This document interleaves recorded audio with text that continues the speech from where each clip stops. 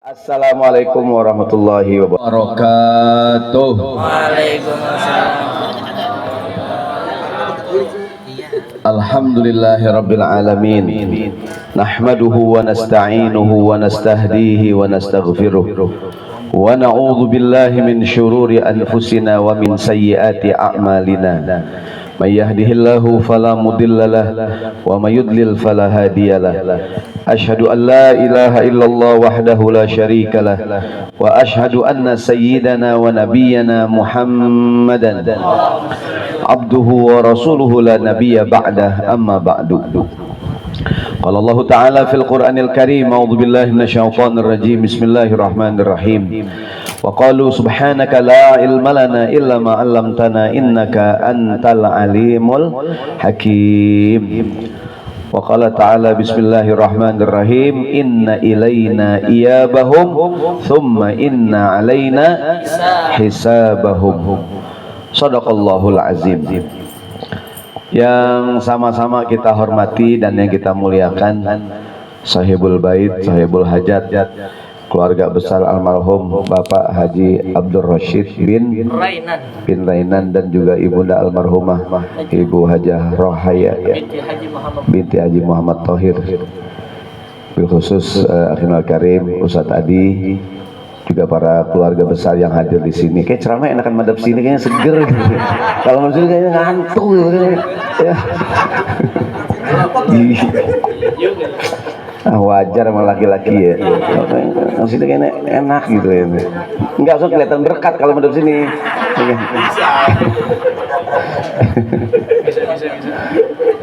Juga Akhirul Karim Ustadz Marjar Kashi serta orang tua kita, guru kita yang terhormat yang mulia Ustadz Bapak Haji Masykur Mubayan, Pak RT kita yang terpilih untuk ke-6 kalinya. Keberapa dah? Udah nggak kehitung ya. Mudah-mudahan amanah dalam mengemban amanah jabatan RT. Yang udah saya bikinin videonya RT. Ntar saya bikinin lagi RT ya. Kemarin belum kepilih, sekarang udah kepilih. Judulnya betapa berat bebannya RT. Juga yang saya hormati semua yang hadir, mohon maaf tidak sebutkan semuanya, yang di luar yang di dalam, Akhirul Karim Ustadz Hafiz serta semua keluarga yang hadir malam hari ini acara 100 hari meninggalnya orang tua kita. Mudah-mudahan di alam kuburnya mendapatkan nikmat kubur, amin ya rabbal alamin. Ini acara aman karena ada Pak security kita ya, Pak Rahmat yang juga ya spesial jagain sepeda tuh ya. Jadi dalam rangka acara malam ini judulnya Masuk Surga Tanpa Dihisab. Masuk surga tanpa. Hadirin yang dirahmati Allah Subhanahu wa taala, ada satu fase yang akan kita hadapi, yaitu yaumul hisab. Semua orang akan dihisab di hadapan Allah Subhanahu wa taala. Inna ilaina iyabahum thumma inna alaina. Semua manusia akan kembali kepada Allah dan semua orang akan dihisab.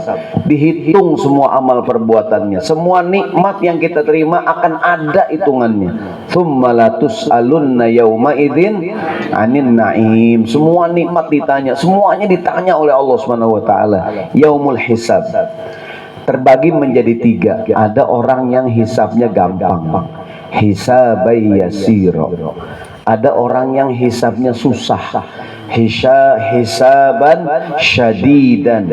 Yang ketiga yang keren nih, ada orang yang yadkhulunal jannata bighairi hisab, ke surga tanpa dihisab. Wah ya, oke, mati kaya, oke, miskin, oke, kaya.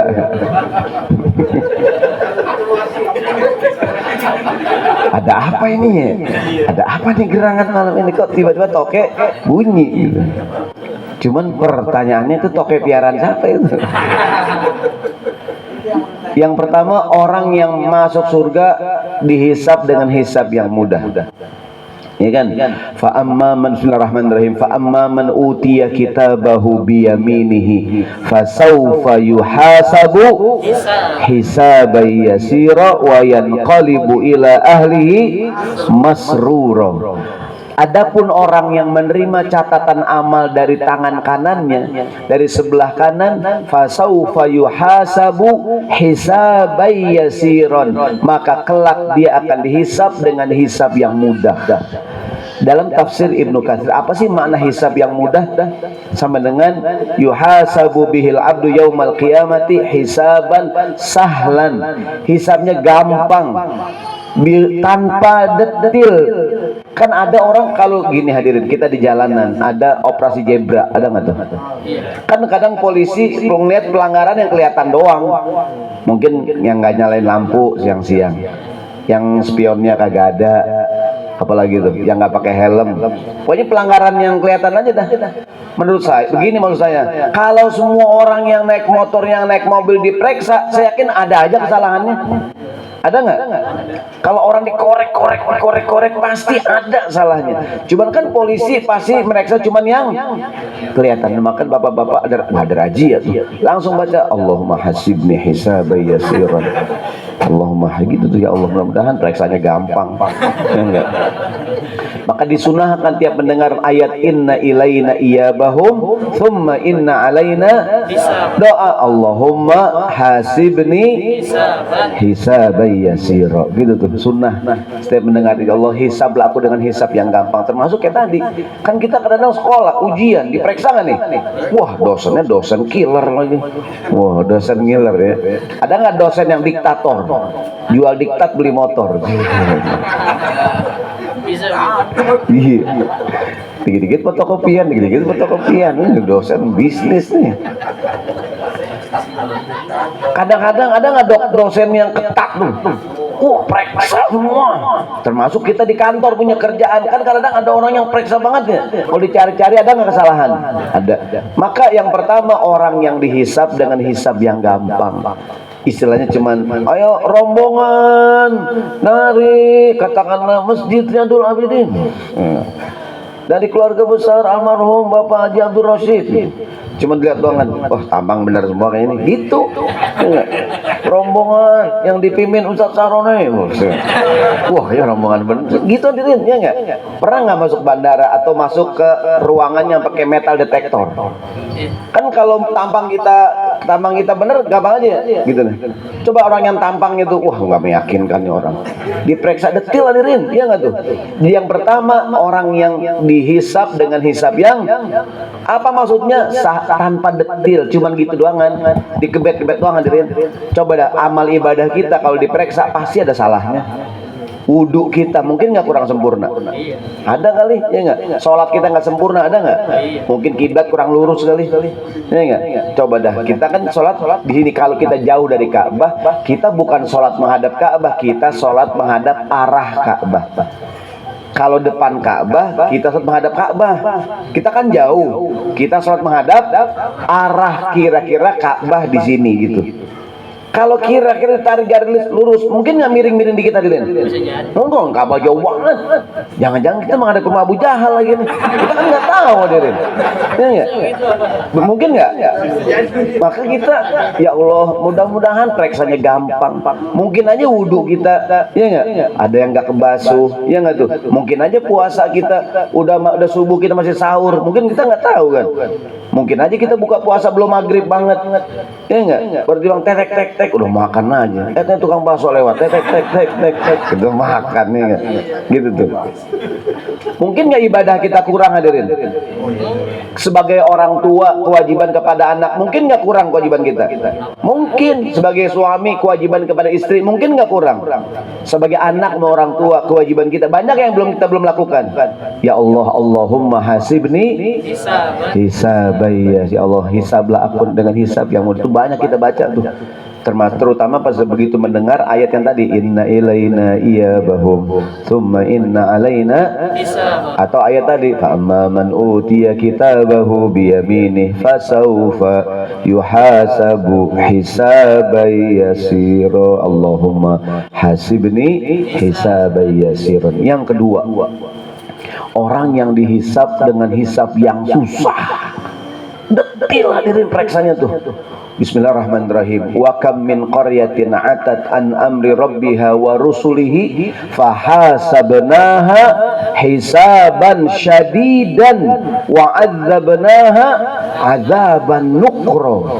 Dan berapa banyak penduduk negeri mendustakan Allah, mendustakan Rasulnya, nggak beribadah, dia nggak beriman, dia durhaka kepada Allah. Nanti hari kiamat kata Quran, fahasabnaha hisaban syadidan, orang yang durhaka akan kami hisab dengan hisab yang susah, detil hadirin.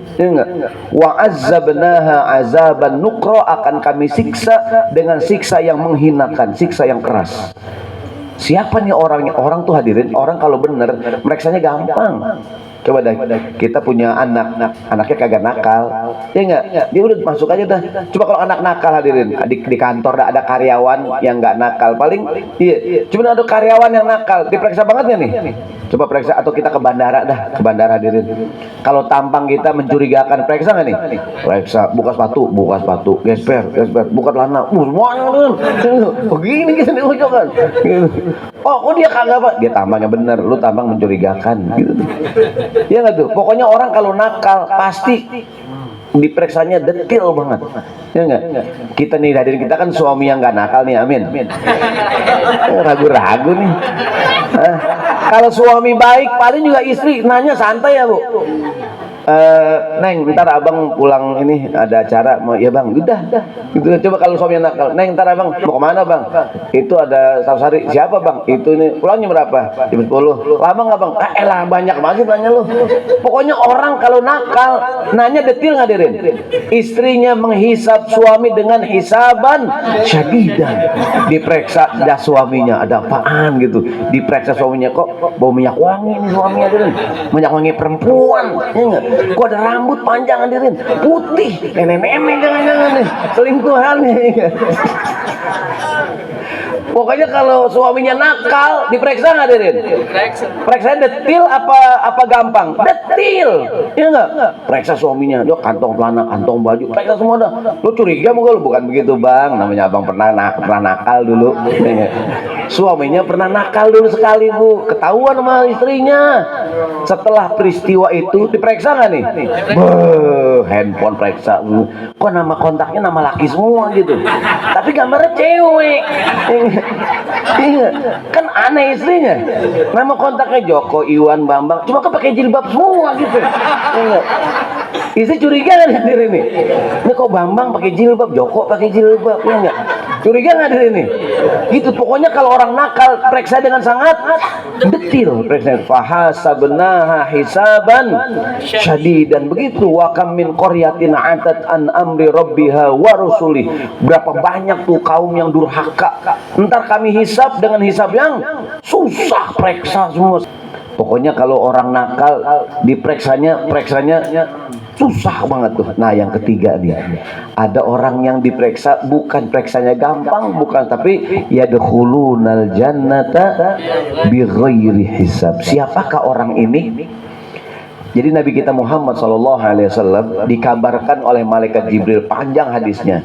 Di tengah-tengah hadis tuh Jibril berkata kepada Nabi kita Muhammad SAW, Inna min ummatika sab'una alfan yadkhulunal jannata bighairi hisab. Wahai Nabi Muhammad, nanti di antara umatmu ada 70.000 orang yang akan masuk surga bighairi hisabin wala azab. Min ummatika sab'una alfan yadkhulunal jannata bighairi hisabin wala azab. Dia akan ke surga tanpa dihisab, tanpa disiksa sedikit pun. Mudah-mudahan kita masuk. Amin. Begitu Nabi ngomong, sahabat berdiskusi, siapa kira-kira ya 70.000 orang nih. Ada sahabat ngomong, habis ngomong kan Nabi pulang ke rumah sebentar, sahabat pada ngobrol, kayak nih minhumul ladzina sahibu Rasulullah. Ini 70.000 pasti orang-orang yang sahabat Nabi. Ya kita-kita inilah orang kita ketemu Nabi, ya enggak? Yang lain bukan. Humul ladzina wulidu fil Islam. Mereka orang yang lahir udah Islam, enggak sempat nyembah berhala. Kalau kita kan sempat nyembah berhala dulu. Nyembah berhala, ketemu Nabi baru Islam. Kayaknya bukan kita dah. Kan kita pernah syirik. Kayaknya orang-orang setelah kita nih. Jamaah Ridul Abidin kayaknya yang hadir pada acara satu hari malam hari ini, ya enggak? Sebab mereka nggak pernah nyembah berhala, ya enggak? Kalau kita kan nyembah berhala, yang lain pendapat bukan punya pendapat, datanglah Nabi. Ada apa kata Nabi nih pada diskusi gini? Nabi kami nanya, siapa tuh orang yang sabuuna alfan yadkhulunal jannata bighairi, siapa 70.000 orang yang bakalan ke surga tanpa dihisab, tanpa diazab. Nabi sebutin cirinya, mudah-mudahan kita masuk. Kata Nabi, humul ladzina la yastarqun wala la yarquna wala yastarqun wala yatatayyarun wa ala rabbihim yatawakkalun. Cirinya 4, ini 3 ya. Cirinya 4. Ya kan? Cirinya 4, Bu. Yang pertama, humul ladzina la yarqun, orang yang tidak suka meruqyah. Wala yasarkun, atau diruqyah. Apa itu ruqyah? Gini, ruqyah dalam bahasa kita jampi-jampi. Ruqyah ada 2. Ruqyah pakai qaf ya, kalau pakai hamzah ru'yah melihat artinya. Ru'yah hilal, ini pakai qaf ruqyah. Ruqyah jampi-jampi, orang yang tidak suka menjampi-jampi dengan jampi-jampi yang dilarang. Dalam Islam ada ruqyah yang syar'i, ada ruqyah yang ghairu syar'i, ada yang boleh, ada yang nggak boleh. Yang Nabi maksud orang yang meruqyah dan diruqyah dengan jampi-jampi, dengan ruqyah yang dilarang. Saya ngomongin yang boleh dulu. Apa contoh ruqyah yang boleh? Ruqyah yang boleh adalah jampi-jampi orang komat kamit, yang dibaca itu Al-Quran, boleh. Atau yang dibaca salawat Nabi, boleh. Atau yang dibaca doa-doa dari Quran, doa-doa dari Nabi. Atau doa-doa dengan bahasa apapun, yang penting artinya jelas. Ada nggak Bu orang ngurut komat kamit mulutnya sambil ngurut nih, Allahumma sholli ala sayyidina Muhammad wa ala ali sayyidina, boleh nggak tuh? Boleh. Kok boleh? Yang dibaca jelas. Ada orang yang ngurut nih, baca ayat kursi, baca apa namanya, Al-Falaq, An-Nas, baca Al-Ikhlas, boleh nggak dirin? Boleh. Itu ruqyah yang syar'i, nggak apa-apa. Kan kita kadang orang tua kalau ngurut mulutnya kagak diem, ya enggak? Baca apanya? Baca Al-Fatihah, baca inna Allahu la ilaha illa huwal hayyul qayyum. Baca apanya? Gue baca kursi, ya enggak gitu tuh. Gue baca, pokoknya kalau selama doanya jelas boleh. Atau baca selawat, ya enggak? Nah, yang dimaksud Nabi ruqyah yang nggak boleh. Apa itu? Jampi-jampi yang kagak jelas, baik terucap atau tertulis. Lagi ngurut nih, bulu gambal-gambal baca pangkong, tenang aja lo, disembur kita, ya enggak? Mau bayang nggak lo? Ya mau kong, lu baca, lu tenang aja lah pokoknya. Gitu. Pokoknya kalau yang dibaca jelas, ruqyah yang syar'i. Contohnya orang minta bacain Fatihah. Pak Ustadz, anak saya ini Pak Ustadz jam 12 malam Bu, Ustadz, anak saya nangis diam-diam Pak Ustadz. Bacaan Fatihah Bu, minumin Bu, langsung diam. Ternyata anak saya aus Pak Ustadz. Dari pagi belum minum dia. Ibu ngapain bangunin saya malam-malam? Ya nggak Pak RT? Kan Pak RT sama Pak RT, karena Pak RT kan didatengin juga. Pak RT, anak saya jengker Pak RT. Kata RT apa urusan gua? Ya emang gua dokter. Begitulah risiko RT. Ya enggak. Kadang-kadang bocah jengker RT dibangunin, Ustaz minta doa, minta Fatihah. Ternyata anaknya haus, belum minum dari sore, pantasan dijengker. Ini gitu. Di air bacain Fatihah, boleh nggak? Boleh, dibaca jelas. Kecuali kagak jelas, mohon maaf, tulis di piring, kotak-kotak, huruf-huruf yang kagak jelas, pakai tinta diguyur suruh minah, itu kagak boleh, kagak jelas. Kecuali yang dibaca jelas. Tadi itu ruqyahnya syar'i. Nah kata Nabi, ciri pertama orang yang ke surga tanpa dihisab, yang tidak suka meruqyah dan diruqyah dengan ruqyah yang tidak syar'i. Maka Bapak Ibu sekalian, kalau dikasih amalan sama orang, tanya Ustadz ini artinya apaan? Jangan main ngamalin aja. Siapa tuh artinya kagak jelas, iya nggak? Ini kisah nyata Bu, saya punya tetangga, punya toko sembako, ya kan? Saat sekian lama dia ke rumah Ustadz, Ini apa Pak Ustadz? Artinya Pak Ustadz, saya dikasih amalan sama guru saya dari kampung. Di bahasa Arab tulisannya, terjemahin Pak Ustadz. Saya lihat kan, saya bilang saya kagak ngerti nih Pak. Lah kan bahasa Arab Pak Ustadz. Ya, kan saya kagak ngerti. Lah kan Ustadz di Mesir 8 tahun. Saya bilang onta lahir di Arab kagak ngerti. Apalagi saya cuma 8 tahun. Onta lahir di Arab kagak ngerti dia. Ini enggak. Apalagi cuman 8 tahun. Nah, onta tuh udah lahir di Arab. Kagak bisa apalagi cuman saya Bang gitu. Begini maksud saya. Emang sih bahasa Arab sebenarnya kagak jelas gitu. Kan kita kadang-kadang doa turun temurun. Iya nggak tuh? Doa dari engkongnya mungkin aja tulisannya namanya pindah tangan kan? Iya nggak tuh? Maka kalau dikasih amalan tanya gitu. Ini saya ngajar satu masjid di daerah Soroni kita, di Bangka Soroni kita. Bukan Abidin, bukan. Itu ada bapak-bapak kalau baca selawat, ya Rabbi bil Mustafa balik mangkok. Pak, bukan mangkok. Ya. Kan sebelum ngaji ya Rabbi bil Mustafa dia tuh balik mangkok, balik. Saya bukan mangkok, tumpah kalau mangkok, bukan. Saya balik maqasid. Udah kasih tahu dia salah lagi, balik mangkok gitu. Kayak ituan tuh kan anak-anak suka baca selawatan suka asal-asalan tuh. Ya enggak, Allahumma sholli ala sayyidina Muhammad wa aslilin. Tukang es pada ngumpul tukang es. Salah, yang benar wa ashghil lizzalimina. Maka boleh tulisin di musola tuh di masjid. Cuma kadang-kadang anak-anak kan pada ikut-ikutan. Pak ini dengar aslilin gitu tuh. Jadi kalau kita dikasih amalan, tanya artinya apaan sama Pak Ustadznya, apatin terjemahin. Jangan saya bertahun-tahun kita amalin artinya kagak jelas gitu. Ya enggak? Maksudnya kalau dikatakan kadang dikasih amalan sama orangnya, dia suruh ngamalin ini, dijazahin ini, tanya nih maksudnya apa Pak Ustadz, Pak Kiai, apa terjemahannya, gimana cara bacanya gitu. Nah, jadi ciri yang pertama, orang yang tidak suka meruqyah dan diruqyah dengan ruqyah yang tidak syar'i. Kalau ruqyah syar'i boleh nggak? Boleh. Contoh kata Nabi, inna syaitana yanfuru minal baiti allati tuqra'u fiha surat al-Baqarah. Setan lari kata Nabi dari rumah yang dibacain surat al-Baqarah. Berarti kalau Ustadz kok rumah saya angker banget Ustadz dah. Apa saya panggil tim pemburu hantu Pak Ustadz?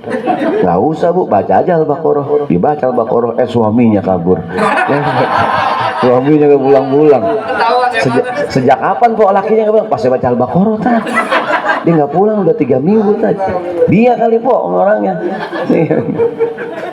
Contoh ada ruqyah yang lain kata Nabi, man nazala manzilan. Siapa orang mampir di satu tempat, dia baca doa a'udzu bikalimatillahi tammati min syarri ma. Itu kalau kita baca kata Nabi sampai kita pulang nggak diganggu oleh apapun.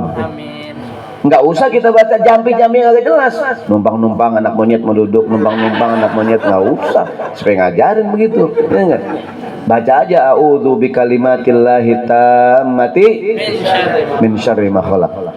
Nah, ciri yang ketiga tadi kan layar kuna walayasarkun, yang ketiga walayatatoyarun. Dalam bahasa Arab toirun burung. Ya tatoy, orang Arab dulu punya kebiasaan kalau punya hajat dia ngelepas burung. Kalau burung terbang ke kanan pertanda baik, terbang ke kiri pertanda buruk. Gitu tuh ya tatoyarun. Atiroh dalam bahasa Arab. Jadi mereka punya firasat itu sama kayak orang Betawi. Ada tuh orang Betawi dia kalau mau dagang, dia lihat posisi tidur bininya tuh. Kalau bininya miring ke kiri, rezekinya sebelah kiri, dagang ke sono. Ya, maaf ke kanan ya. Kalau bininya miring ke kanan, dia dagang ke kanan, rezekinya sebelah. Kalau bininya miring ke kiri, dia dagang sebelah kiri, rezekinya sebelah kiri. Kalau bininya tengkurap berarti rezekinya lurus. Bininya telentang, nggak dagang udah. Orang rezeki depan mata katanya. Iya. Sebab gue ngapain dagang? Orang rezeki depan mata, gue ngapain dagang? Keren udah.